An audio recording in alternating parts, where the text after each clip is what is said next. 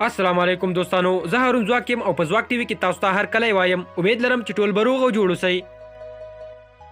برج خلیفه د دنیا تر ټولو لوړه ودانۍ چې په یو ای ای یا متحده عربي اماراتو کې موقعیت لري.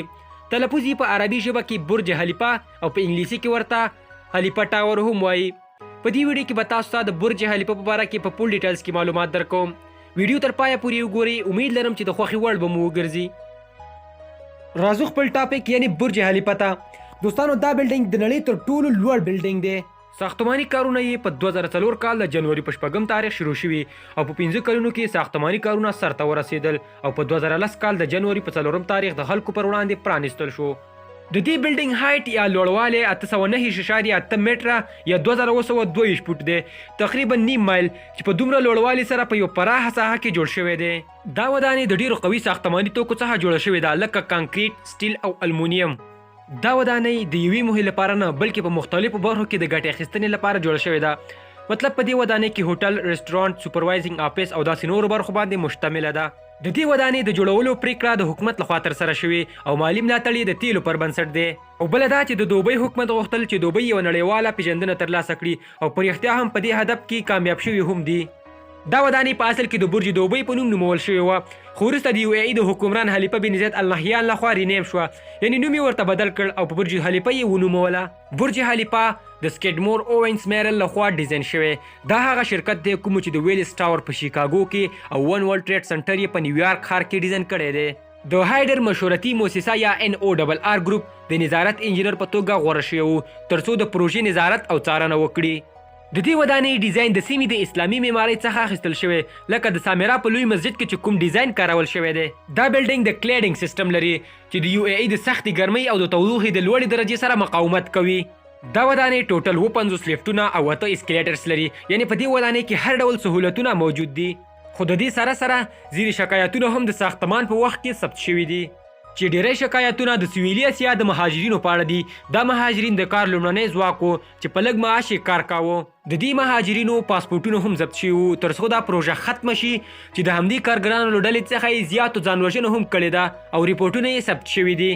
په هر حال دوستانو، دې ودانۍ ډیر زیات نړیوال ریکارډونه هم ترلاسه کړي، چې لومړنی ریکارډ یې 809 متره لوړوالی دی. دوهم ریکارډ یې لوړترین سکای سکریپر لوبه ده، یعنی 809 متره. دریم ریکارډ یې د زیاتو منزلونو درلودل دي، یعنی 163 منزلونه. د دې نه مخکې د زیاتو منزلونو د درلودلو ریکارډ د ورلډ ټریډ سنټر سره و چې 110 منزلونه یې درلودل. څلورم ریکارډ یې لوړترین د لیفټونو انسټالیشن دی چې 50 لیفټونه لري. پنځم ریکارډ یې لوړترین کانکریټ پمپینګ دی 606 متره. شپږم ریکارډ یې لوړترین المونیم او ګلاس انسټالیشن دی، یعنی 512 متره. اووم ریکارډ یې لوړترین نایټ کلب 144 منزل. اتم ریکارډ یې لوړترین رستورانت 442 متره په 122 منزل کې. نهم ریکارډ یې لوړترین نیو ایئر ډسپلی دی چې ډیر لوی لایټ او ساوند شو لري. دا د دې بلډینګ یو څو نړیوال ریکارډونه چې ترلاسه کړي دي، لکه څنګه چې ما وویل نیو ایئر ډسپلی، یعنی په نوي کال کې د عصري ټیکنالوژي په مرسته په دې بلډینګ باندې تصویرونه او د مختلفو هیوادونو بیرغونه هم ښودل کیږي چې تاسو یې هم ګورئ.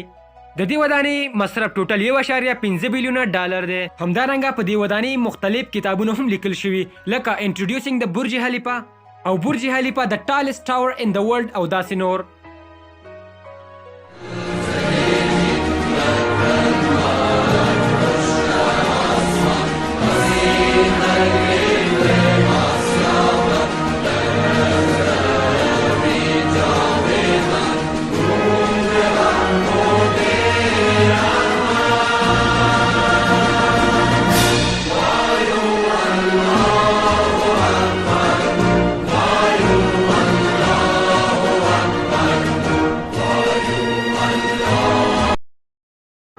دوستانو، دا د برج خلیفه په اړه کې یو څه معلومات. امید لرم چې د خوښې وړ به مو ګرځېدلي وي.